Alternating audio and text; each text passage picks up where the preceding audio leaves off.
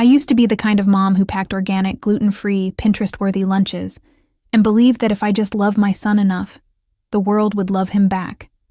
Naive, right? Like wearing a tiara to a knife fight. My son, Noah, is 10. He's autistic. Not Rain Man autistic, though God forbid you try explaining that to a school counselor in this town. But the kind of autistic that doesn't make people feel warm and fuzzy. The kind that makes people squirm. Before I tell you the full story of the worst day of my life, make sure to subscribe to the channel and like our video. Help us reach as many people as possible. Thank you. We live in Deerwood, Connecticut. Picture a Pottery Barn catalog with just a hint of inbreeding. Everyone here is either married to their high school sweetheart or sleeping with them behind their spouse's back. My ex-husband, Greg, falls in the second category. He left me for his CrossFit instructor when Noah was 6. "You just don't make me feel alive anymore," he said. Apparently, bench pressing a woman named Trixie did. After the divorce, I kept the house, the Prius, and the therapy bills. Greg got visitation every other weekend and a new Instagram full of photos that made it look like he was suddenly capable of being a present father. That illusion lasted maybe 6 months, right up until Trixie got pregnant and Noah stopped being photogenic. But the story I'm here to tell isn't about Greg. It's about what they did to my son and how I made them pay for it. Noah started at Deerwood Academy last fall. It's the kind of school where the PTA meetings feel like a Real Housewives episode, and the teachers are more concerned with student dress codes than actual education. But it had a great special ed program, according to the same cousin who told me essential oils cured her daughter's ADHD. So I enrolled Noah, hoping he'd at least be safe. Also, all his cousins go there. My sister Meredith has 4 kids, and my brother Todd has 3. They're all neurotypical, obnoxiously athletic, and eerily alike, like a brood of cloned honor roll students. Meredith's oldest, Josh, is the kind of boy who gets nominated for homecoming court at 11. Todd's daughter, Emma, is already on her 3rd TikTok sponsorship. They're the Deerwood elite. I thought maybe having family in the halls would mean Noah had some kind of buffer. Spoiler alert. Family doesn't mean shit when popularity is on the line. It started small. Or maybe it didn't, and I was just too busy pretending everything was fine to notice. Noah would come home and immediately disappear into his room, slamming the door like a hormonal teenager. He started flapping more, pacing, repeating phrases under his breath that didn't make sense. Square peg, round hole, square peg, round hole. He'd rock back and forth, chewing on the collar of his hoodie. I told myself it was just an adjustment period. School is hard for him. Transitions are hard for him. Life is hard for him. And maybe I just didn't want to admit that I'd failed him by putting him there. Then came the incident with the bruises. Noticed them on a Thursday. Faint, yellowing marks on his upper arms like fingerprints pressed too hard into soft dough. When I asked him, he shrugged. Said he didn't know. I wanted to believe him. God, I wanted to believe him. But then he started peeing the bed again. And that's when I knew. Something was wrong. Something was very wrong. I called the school. Got patched through to Mrs. Connors, the vice principal who speaks exclusively, in passive-aggressive empathy. You know the type. "I'm so sorry you're feeling concerned," she cooed over the phone, as if I'd just told her my son had a tummy ache and not possibly been assaulted. Noah has had a few behavioral challenges this semester, but we're working very hard with his IEP team to support him. Behavioral challenges. That's code for, your kid makes us uncomfortable. I pressed her. Has anyone touched him? Hurt him? Is he being bullied? A beat of silence. Then, we haven't had any reports of that nature. And unfortunately, due to confidentiality, I can't speak about other students. I hung up with the taste of bile in my mouth. Later that night, I brought it up to Meredith, casually, like I wasn't screaming inside. She sipped her wine, Pinot Grigio, of course, and shrugged. You know, Noah can be a little intense. Maybe the other kids are just having a hard time adjusting to his energy. His energy. Like he's a weird new moon phase and not a 10-year-old boy. Todd wasn't much better. Kids are kids. They roughhouse. Builds character. Right. Character. Like PTSD is a merit badge. It wasn't until I did what I swore I'd never do. Installed a hidden audio recorder in Noah's backpack that I heard it for myself. The file was 2 hours of heartbreak. Shuffling. Chatter. The scrape of metal chairs. And then the voices. Hey freak, Flappy Bird. Why don't you talk like a real person? Dude, I bet he poops his pants. Then, this part still makes my hands shake. Laughter. Familiar laughter. Josh and Emma. My own niece and nephew. The golden children. The ones who smiled at Thanksgiving and handed Noah his favorite green plate like they actually gave a damn. I listened to that file 13 times. I memorized every cruel word.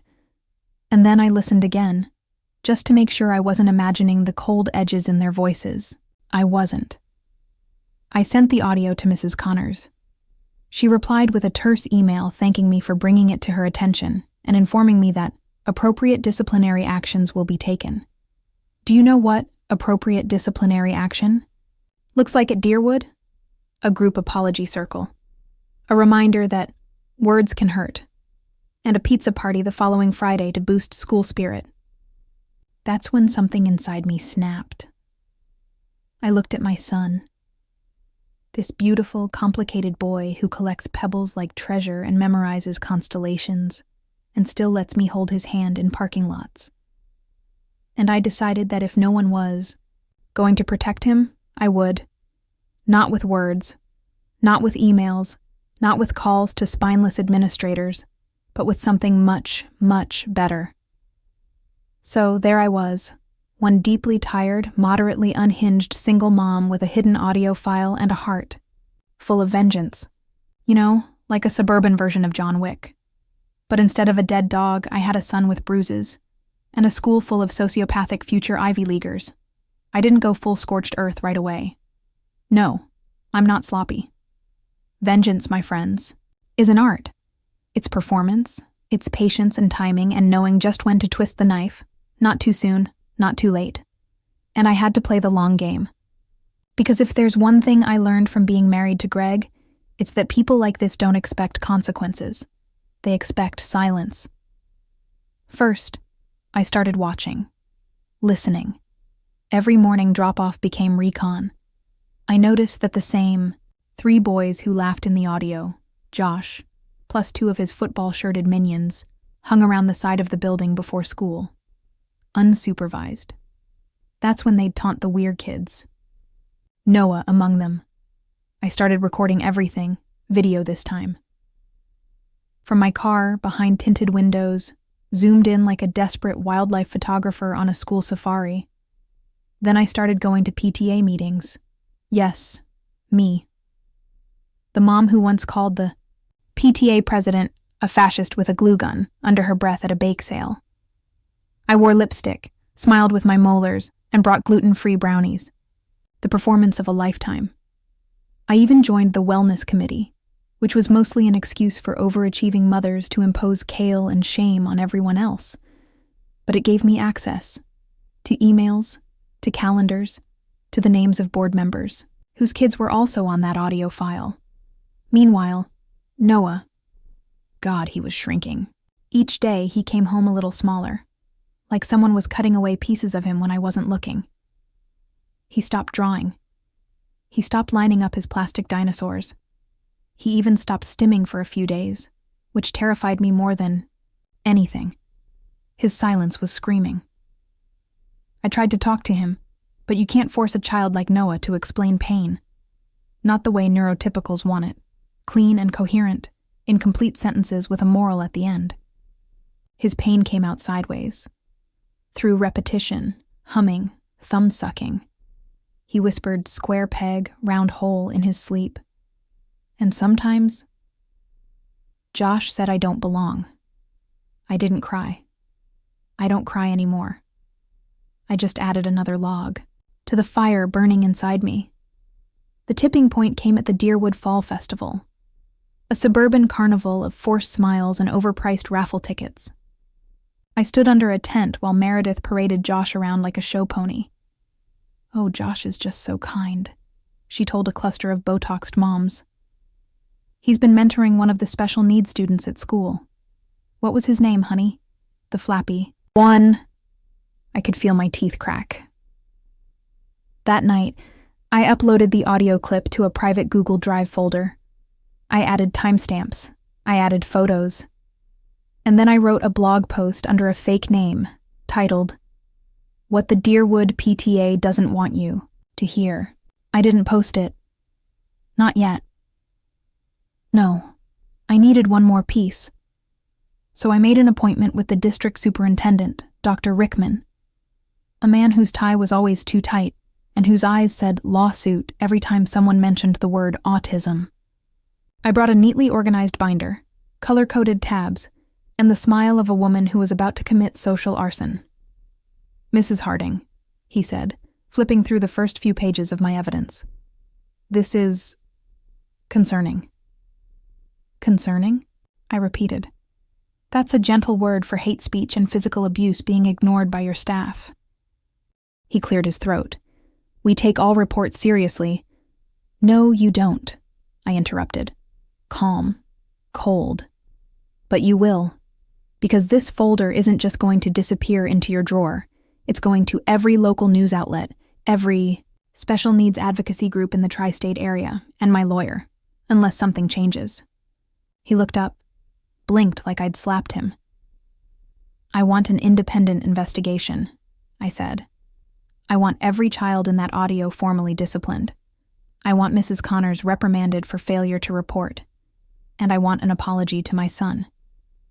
He swallowed. "And if we comply, you won't go public?" I smiled. "That depends on how sincere you are." 2 weeks later, Mrs. Connors retired early. Josh and his friends were removed from extracurriculars for the semester. The school implemented mandatory inclusion workshops. Meredith didn't return my calls, but I wasn't done yet. Because all of that was the official consequence. I still had something far better planned, something personal. There's something uniquely satisfying about watching a kingdom rot from the inside. After the school did their little song and dance, discipline, investigation, inclusive values shoved into every bulletin board, I waited. I waited until the parents let out their breath. Until Meredith started posting again on Facebook. Until Josh was seen laughing on the football field, like the world had simply adjusted itself back into orbit around his privileged little son. That's when I lit the match. No warning, no mercy. The blog post went live at exactly 7:46 a.m. on a Monday. Peak traffic time, right after the morning chaos, when every Deerwood mom is scrolling through her phone in a coffee-stained bathrobe, pretending she cares about local news. The headline? Behind the PTA bake sale, the brutal bullying of an autistic child at Deerwood Elementary. Underneath it, the full audio file. My edited footage of the bullying outside the school, screenshots of emails, the names of the boys, their parents, Meredith's quote from the fall festival about the flappy one, and then, just to twist the knife, I linked to research on how autistic kids have higher suicide rates when subjected to chronic bullying, and I signed it. A mother who got tired of staying quiet. Within hours, the whole neighborhood was on fire. Sat in my kitchen, sipping coffee, listening to the ping, ping, ping of email alerts from the comment section. Anonymous teachers, former Deerwood students, even one brave mom from the wellness committee chiming in. Some of them shared their own horror stories. Some just wrote things like, "Finally, someone said it." By noon, the post had 12,000 views. By 3 p.m., local news had picked it up, and by 5 p.m., Meredith was calling me. I didn't answer. I imagined her voice shaking, her perfect teeth clenched, that desperate, whiny, rich girl panic. We're good people. You're blowing this out of proportion. The same tone she probably used to beg off parking tickets or get her son out of detention. I wonder if she heard me laughing. I was. But you know the best part? The school had to hold a town hall, a big one of those community listening sessions where people who are terrible at listening pretend to do just that. I went. Oh, yes, I went. I wore my Sunday best, black dress, red lipstick, hair curled just so, like grief and fury wrapped in Chanel No. 5. I sat in the front row. I brought Noah. He wore his noise-canceling headphones and his favorite hoodie with the rocket ship. He clutched a tiny dinosaur in one hand, and I let him stim. I let him rock and flap and tap and hum. Let them see what they hated. Let them choke on it. When it was my turn to speak, I stood up slowly, quietly. The room went silent. My son, I said, is 8 years old. He knows the planets in order, can name every type of dinosaur, and sleeps with a nightlight shaped like Jupiter. He also knows what it feels like to be laughed at for the way his brain works. A few people squirmed. Some of you, I continued, looking straight at the rows of PTA board members, raise your kids to win spelling bees and soccer trophies. I raise mine to survive a world that wasn't built for him. A world your children helped weaponize. There was a hush, a shifting of chairs. Meredith looked like she might vomit. And I know some of you want to say I overreacted, I said, smiling now, sharp and cold. You want to say, boys will be boys, or kids are cruel. But you know what? Parents are crueler. You taught them. You enabled them. You excused them. I pointed toward the principal. And you allowed it. Silence. Delicious. After that meeting, things changed. Not for me, of course. I was radioactive. The moms. At pickup wouldn't meet my eyes. Someone accidentally keyed my car. Meredith posted a cryptic status about toxic women who ruin communities. But they couldn't touch me, because I had already set fire to the very idea that they were untouchable. And the best part? The dominoes kept falling. Josh lost his place as team captain. His college counselor strongly recommended he step back from leadership roles. One of the other boys had a parent on the board of a local tech firm. They quietly withdrew their funding from a school fundraiser to avoid bad press. Mrs. Connors. She didn't just retire. She was banned from working in the district again. Seems my binder made it to the state board, but I still wasn't done. I had one last thing to do. It happened at the Deerwood Charity Gala, an annual spectacle of white wine and self-congratulation. This year's theme? A brighter future for all. I bought a ticket with the last of my tax refund, wore a borrowed dress, wrote a speech, pitched it to the organizers under the name Natalie Green, and called it What Inclusion Really Means. They approved it without batting an eye. When they called me up on stage, expecting some fluffy crap about empathy, I gave them my final blow. I told them about Noah's bruises, his whispers in the night, his silence. Then I held up a drawing. One Noah made when he was still talking to me about his days at school. It showed a stick figure, smaller than all the others, surrounded by angry faces and the words, "I don't belong." That, I said, holding it up for the crowd, is, your legacy. Gasps, murmurs. One woman clapped, just one. The bravest among them. Or maybe just the drunkest. I stepped down before they could escort me out.